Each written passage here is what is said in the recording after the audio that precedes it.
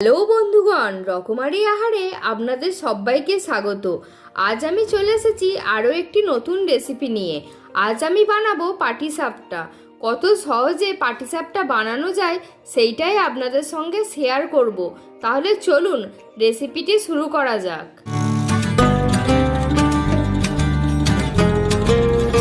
প্রথমেই নিয়ে নেব 1 বাটি সুজি। এখানে সুজি 200 গ্রাম আছে।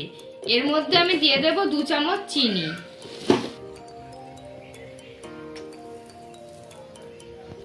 চিনি আর সুজি মিক্সিতে দিয়ে খুব ভালো করে গুঁড়ো করে নেব। চিনি ও সুজি ভালো করে গুঁড়ো করে নিয়েছি। এবার একটি বড় বোলের মধ্যে নিয়ে নেব।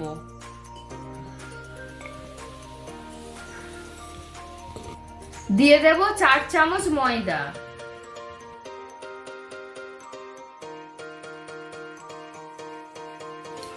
দিয়ে দেব সামান্য পরিমাণ লবণ। সমস্ত শুকনো উপকরণগুলো ভালো করে মিশিয়ে নেব। অল্প অল্প দুধ দিয়ে পাটিসাপটার জন্য একটি স্মুথ ব্যাটার তৈরি করে নেব। এখানে হালকা গরম দুধ ব্যবহার করছি। হালকা গরম দুধ ব্যবহার করলেই ব্যাটারটা খুব ভালো হবে। এবার একটি হ্যান্ড উইক্সের সাহায্যে মিশিয়ে নেব। আবারও অল্প অল্প দুধ দিতে থাকবো। এইভাবে আমি ব্যাটারটি রেডি করে নেব। পুরো ব্যাটারটি আমাদের রেডি হয়ে গেছে। আর এই পুরো ব্যাটারটি আমি দুধ দিয়েই করেছি। ঠিক এরকম রাখতে হবে, খুব পাতলাও না খুব ঘনও না। এই ব্যাটারটি আমি 15 মিনিটের জন্য রেস্টে রেখে দেব। একটি প্লেট আমি ঢাকা দিয়ে দেব। এলাম 15 মিনিট পর। ব্যাটারটা আবারও হ্যান্ড উইক্সের সাহায্যে ভালো করে ফেটিয়ে নেব। তারপরে একে একে পাটিসাপটাগুলো গড়ে নেব। এর জন্য একটি ফ্রাই প্যান প্রথমে গরম করে নিয়েছি। এরপর সামান্য সাদা তেল দিয়ে দিয়েছি। এবার একটি ব্রাশের সাহায্যে সাদা তেলটা পুরো ফ্রাই প্যানে ব্রাশ করে নেব। তারপরে একটি টিস্যু পেপার সাহায্যে অয়েলটা ভালো করে মুছে নেব। এক্সট্রা অয়েলটা মুছে ফেলবার পর ব্যাটারটা এবার একটি হাতার সাহায্যে দিয়ে নেব। ঠিক এরা মাঝ বরাবর দিতে হবে।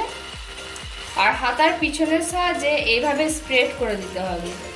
যতটা সম্ভব পাতলা করে দেবেন।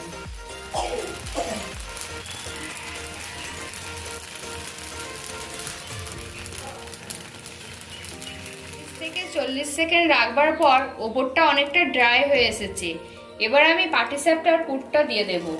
আমি এখানে সুজির ক্ষীর ব্যবহার করলাম পুর হিসাবে। এবার একটি স্প্যাচুলা দিয়ে এইভাবে মুড়িয়ে নেব।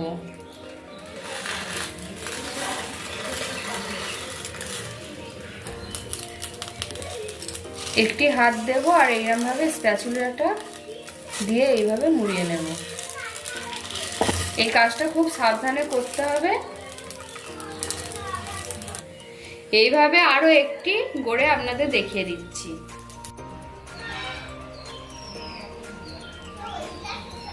আরো তেল দিয়ে ব্রাশের সাহায্যে পুরো ফ্রাই প্যানে স্প্রেড করে নিচ্ছি। একটি টিস্যু পেপারের সাহায্যে ভালো করে মুছে নেব। হাতার সাহায্যে আবার ব্যাটার দিয়ে নিচ্ছি। ঠিক এরকম মাঝ বরাবর দিয়ে নিতে হবে।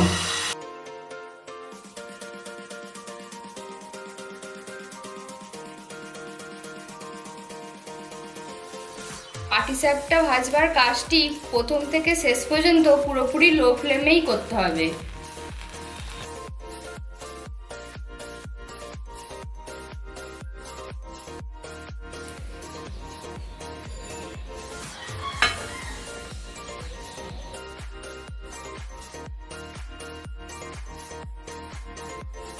সবকটি পাটিসাপটা ভেজে নেওয়া হয়ে গেছে।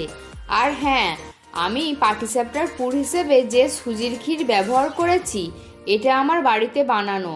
পরবর্তী ভিডিওতে এই সুজির ক্ষীরের রেসিপি শেয়ার করব।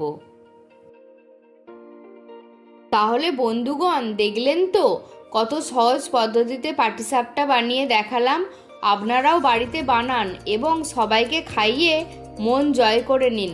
আর হ্যাঁ, কমেন্ট সেকশানে জানাতে ভুলবেন না আপনাদের কেমন লাগলো রেসিপিটি।